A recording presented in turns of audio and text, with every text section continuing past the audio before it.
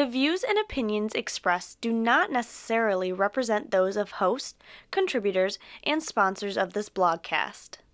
Leaderkast is sponsored by Peak Talent Capital Solutions online at peaktcs.com. Intelligent Human Capital and Workforce Solutions.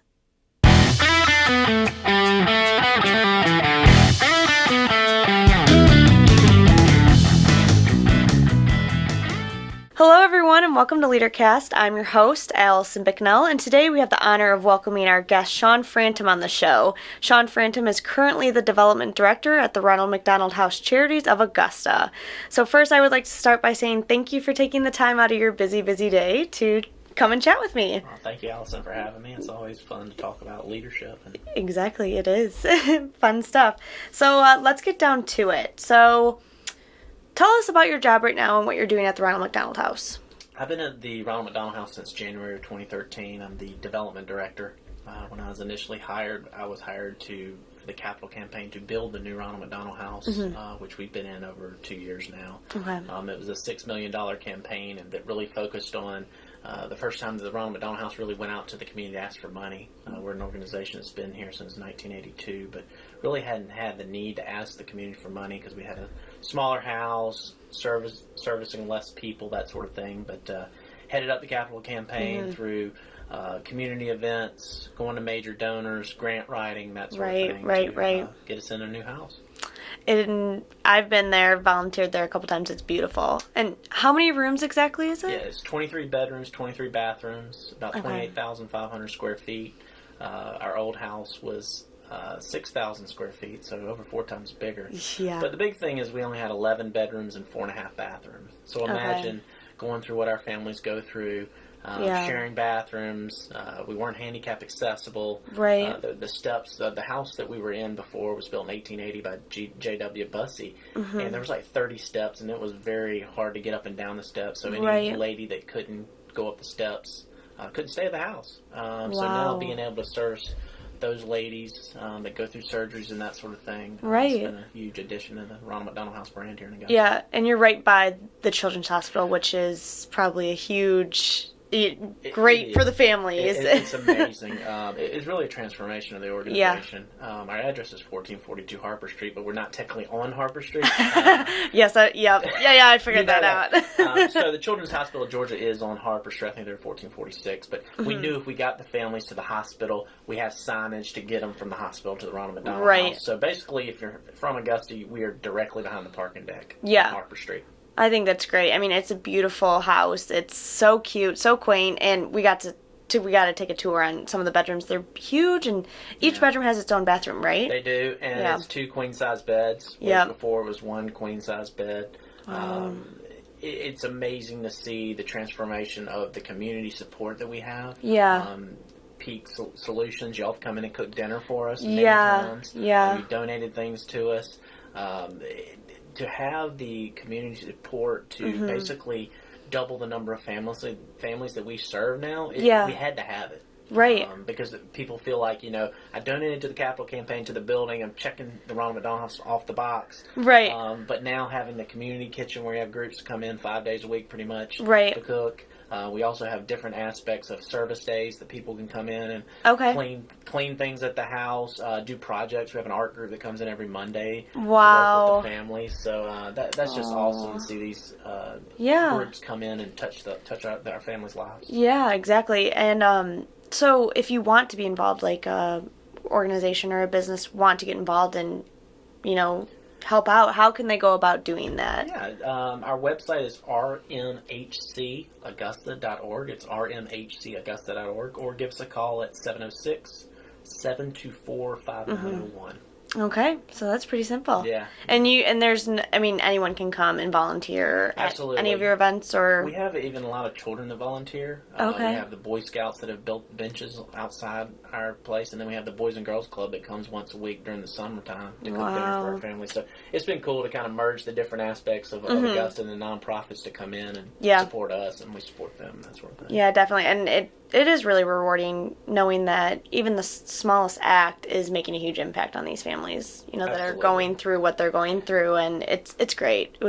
It's amazing that the house itself is amazing. So It's really rewarding. So I guess that moves me into my next question. What is the most rewarding aspect of your job, being the development director of the Ronald McDonald House? Well, I think, when I started in 2013, our budget was about 380-something thousand. Well, now we're over 600,000. We're over 700,000 now. Right. And the fact that I'm able to help raise money to serve these families. Right. To see right now that in our new house we have 2 immune suites, which basically are isolation suites where the families cannot hang out with the rest of the families. Okay. Well, one of our families from Bulgaria. And that is amazing, the fact that we've raised money to have this new house, and Dr. Ted Johnson at the Cancer Center has these new clinical trials that are only happening right here in Augusta, Georgia. And we've got a family from Bulgaria. We've got a family that's coming from Israel as well. Wow. So I think for me, we've been able to raise the money to support the new house and to keep it going creatively. I think, we have plane pool. We had an event for 3 years called Over the Edge, where people rappelled down the side of a building. Yeah. To raise X amount of dollars to rappel down the side of the Marriott or St. John Towers. And then we've had races, we've had third-party events, clay shoots for us. So it's been a community effort. But for me, to be able to make budget every year that we've had to increase it to support our families has been very rewarding. Oh, that is amazing to hear. So I guess we could take it back. How did you get to where you are today? What did that career journey look like? Yeah. If there's one thing I would tell someone, I'm going to tell my child, I have a 15-month-old, is to keep a journal of what happens in your life. Because I started at a very young age. When I lived in Jones Creek here in Augusta, and I was on the rock crew when I was about 7 years old. And then 10, 11, 12, I basically worked people's shift and they paid me. They made probably $30 and they gave me $10 because I was young and dumb. Right. But then I was at 13. You could start working when I was 13, and then I went up through the ranks at Jones Creek. I worked there for 15 years. And I was, at 18 years old, I was managing people that were 60 years old and plus. So I think there was a lot of leadership aspects of being in that role, being so young. And just understand you got to respect people. Yeah. And you got to treat them. And I've always been an old soul. And people kind of make fun of me sometimes. They're like, you act so old, but you're so young. And I was like, I think it's because of the way I was when I was younger. Right. So then working at Jones Creek, going off to school, I highly recommend going away to college, learning a different place. I went to Georgia College in Milledgeville. And I felt like there I just got involved and became a leader again in the intramural side. I was the assistant director of intramurals. But I intramuraled officiated all the main games, the sororities, the fraternities. I never got in those because I worked at Jones Creek back on the weekends a lot of times. But I think that interaction to learn different demographics of people, understanding people, was very vital for me. And then, I got in the staffing industry. When I came back from college, I stayed in the golf industry, and I was like, I don't want to do this for all my life because you got to work every holiday and weekend. You're like, not for me. Not for me. And an opportunity as a staffing specialist opened up with a local staffing agency here, and then I became the branch manager, and then got in to a couple other staffing agencies. And when in staffing, you got to really understand people. You got to be passionate about it because you're selling your word that these people are going to go to the job and do it. But it's also was tough because back when I worked with Club Car and some of the other Quabical World back then, and people would take a quarter to go take another job, not understanding that loyalty and you don't realize how good you have it until it's gone, kind of thing. Well, it's like the grass is always greener on the other side. So exactly. And then so had some rough patches where I was laid off of my job and had to do very odd jobs to make ends meet. And I think that was one of those things where I feel like you always have to kind of go through bad times to appreciate the good times. Absolutely. And then got a job back at University Hospital through the same staffing agency that let me go, and worked there. And then the opportunity at the Ronald McDonald House was just right up my alley. Right. Being involved in the chambers, I ran for office in 2010, didn't win. I was the president of Young Professionals of Augusta during this time. Lost my job, and it was just tough times for me personally. But going through those tough times, I saw the Ronald McDonald House opening. It was a perfect fit. It was something I've never done to raise money. I've been a part of different nonprofits, but not to that severity of bringing leaders together and saying, look, this is our Ronald McDonald House. This is why we need you to support it. And really asking the major donors in this community to support us. Yeah. And then here we are today, 2.5 years later, and I'm an elected official. Yeah. And I feel like we're one of the top nonprofits in this community, and what we've done and engage in them and continue to engage the community. Absolutely. That is quite the journey. I'm just starting mine out. I just graduated from college last year. So it's always interesting to hear people's journey, where they started. It's, for me, it's kind of like you go to college and you expect this big grand job with, the thousands of dollars. So just hearing like everyone goes through it. And you kind of just work your way up, and and it's a different world today. I mean, I think one thing is when I was at the end of the staffing was when social media really started. Okay. Well, I can tell you, if you're listening to this, like, we check Facebooks. I mean, they did it back then. I can imagine now you're checking Facebook, Instagram, Twitter, all of these, Snapchat, all these different things that people don't realize that when you put that stuff out there, it can come back and haunt you. It's out there forever. People may think you can delete something, but it's out there forever. Yeah. So that's really good advice for us millennials to know. So watch what you say. So, I mean, and I'm as the District 7 commissioner here in Augusta, I have to watch. I kind of live in a glass house because everything I do and say is watched. Yeah. But, people try to egg me on to put stuff out on Facebook or Twitter or stuff that is, out there, and I'm like, I'm not going to do it. I'm going to stick to my family. I'm going to stick to the nonprofits. Yeah. I'm going to stick to the city, telling facts about what's happening in the city. Right. Not opinions. You will never see me put opinion posts. You won't see me fill out surveys that look like some form of opinion, because it is watched, and people judge you on that. Yeah. And, so you never know what, you never know where your next job's going to be. Right. One of the things I try to look at in my commission role and the Ronald McDonald House role is, where's the ball going, not where it's at. Because I think if you do that, then you'll be looking ahead and trying to strategically make decisions for the future, not strategically make decisions for today. Mm-hmm. Wow. That was great advice. So thank you for that. And I hope everyone that is listening to this really took that to heart, because those are true words. So, but that moves me to my next question. Talk a little bit about the commissioner aspect of what you're doing. I want to hear a little bit about that, because that's really interesting that you have your job and you're doing this. I was the young professional, started in 2007, and I was a part of the beginning, and then I became president about 1.5 years after that, and I was president for 2 terms, and then I had to come back, and about 5 years total, and I ran for office in 2010, and I just felt like, my calling was this community and to make a difference. Okay. Whether it was in my job or whether it was in this community aspect. And the opening happened in 2015 to run again. I was just about to get married, and my wife's like, "What are you doing?" And she supported me. She knew that my passion is for Augusta. Anybody that follows me on Twitter at Sean Frantom, my hashtag is #LoveAugusta, because I feel like that's what is lacking in this world right now, is lack of love, understanding people's hearts and minds. Yep. So I ran for office, won in 2015. Represent West Augusta, which is basically anything from Calhoun Expressway to the Columbia County line, Augusta National, north of Wheeler Road.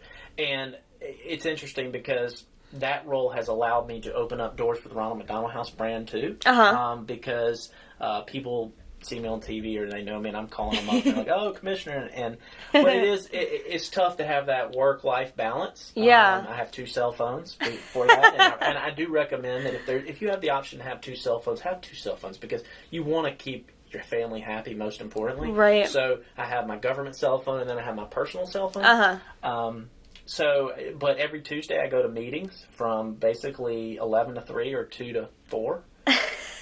Which is with a full-time job. Oh, man. So I caught you on your busiest day, by the way, people. It's Tuesday. Actually, today's my off day. So oh, good. I'm happy. If there's 5 Tuesdays in a month, we don't meet on the good. No, it's great. Today was perfect. But, the aspect, though, to know what's going on in the community and impact your community. I know when companies are coming. I know when things are happening. Yeah. I love that aspect. One of the things is I'm the youngest commissioner by 10 years. So I saw a huge void on the commission to really have a younger voice to understand. Again, let's talk about the future. Let's not plan for today. Let's plan for the future. So I've worked on a lot of things of cleaning up Augusta. I think that's one of the things, the first impression is the lasting impression. Yeah. And I see when you fly into Augusta, drive in Augusta, our main corridors, our airport are just not very in good shape. Okay. So we're really trying to focus on cleaning up Augusta. Last week, on my initiative was to pass a breweries ordinance downtown. If you go to a lot of major cities, Nashville, Savannah, you don't see breweries in our business district currently. So now you're going to see them. That's awesome. Exciting. That is exciting. Wow. Okay. We should have one opening by the end of the year or February. Okay. So, and it's in a prime time spot with all that we have going on with cyber. Wow. And then just to be able to interact with the leaders of this community, from the governor to Secretary of State, to the people, the mayor. We've really got a huge opportunity in Augusta with the cyber and the NSA in Fort Gordon to transform this community. Yeah. But it's going to take leadership, and it's going to take a collective effort. One of the issues I feel like right now we have going on in Augusta is we have many leaders going different ways. Okay. So the ability to rein everybody in and have a one vision. Yeah. Or at least move the train in the same direction. We don't have the same vision, but we're all going in the same direction. Yeah, all fighting for that common goal, which should be on everyone's mind. You know, the one common goal. And we may not agree on how to get there, but if we all have the same vision of, this is our common goal, let's move it this way. Right. So that's really great. Yeah. So that's exciting. Yeah. A brewery, you just sparked my attention. That's cool. And some future things we want to look at is I want to look at putting more of a different transportation methods in downtown. Like a golf carts maybe. Yeah. I had a business owner reach out to me about the for bachelor parties and bachelorette parties with the pedal. Yep. So that's one of the things that I'm gonna try to get the ordinance changed and see if we can create more of a destination for downtown. Absolutely. So it's exciting times, and right now there's so much growth happening. Whether it's Columbia County that has more of the bedroom community, right, and then Augusta's just going to have a thriving heartbeat of downtown. Yeah, and I love just moving here from Michigan, I live in the Metro Detroit area, so Detroit's kind of going through the same thing. It's trying to get people back in, and it's so big, and there's not really great parts, but downtown Augusta, I love it. It's a cute little quaint, one strip, and just adding more to it will make it better. Yeah. From an outsider who hasn't lived here her whole life. Well, and the biggest issue, one of the biggest issues for me too, is we have this water, the Savannah River, and there's nothing on it. Right. Well, you got Project Jackson with the North Augusta Baseball Stadium happening. It's going to have some restaurants. We've got a major project that we're working on. Hope to have it announced here in the next 60 or 90 days. Okay. That is going to be a game changer for downtown because it's going to create a destination hub where people will hang out, eat, drink. We're going to have some kayak rentals and that sort of thing as well that we're looking at for downtown on the river. Yeah, definitely. Well, we're almost out of time, but I have one more question for you. What advice would you give to others maybe wanting to pursue the same career that you're in right now? Or along the same terms, maybe people who are coming out of college, like me, myself. Like, what is one piece of advice you could give us? I'd say get involved. Okay. I think, and it could be many different things, whether it's involved at your church, whether it's involved in the chamber, whether it's involved in politics. I don't recommend that. But, it's just get involved and at an early age, too. Yeah. Take internships during college. Take internships, if you can, at a younger age. Yeah. Because a lot of times, coming out of college, you're not going to be in your career field. Yeah. You're going to change a few times. It just happens. Unless you're specialized, and many people are. Yeah. But it's who you know, not what you know. Exactly. So getting involved will get you to know those people. So that's going to be the advice I have for people. All right. Well, thank you so much. I guess one of the biggest things with me hearing that is knowing that where you start is probably where you're not going to end up. So that being discouraged in that aspect, we should not get discouraged by that. And hearing that coming from you, a seasoned professional, just... It helps. It takes the weight off the shoulders. Well, and many young millennials think that they got to have it today. Yeah, because we're impatient. Yeah. And I think social media and the media doesn't help that. Yeah. But you got to get back to the roots of the community and get involved in the community. to truly find your niche. Yeah, exactly. Well, Sean, I just want to say thank you for being a part of Leaderkast today. Absolutely. You are a true leader in the community. It's evident. So, and I'm excited for all your projects coming up, and thank you for sharing those with me. Really appreciate it. So, again, this is Sean Frantom from the Ronald McDonald House. For all you listeners out there, thank you for tuning in. If you have any comments, questions, or concerns, please head to our website at www.leaderkast.com. We would love to hear from you.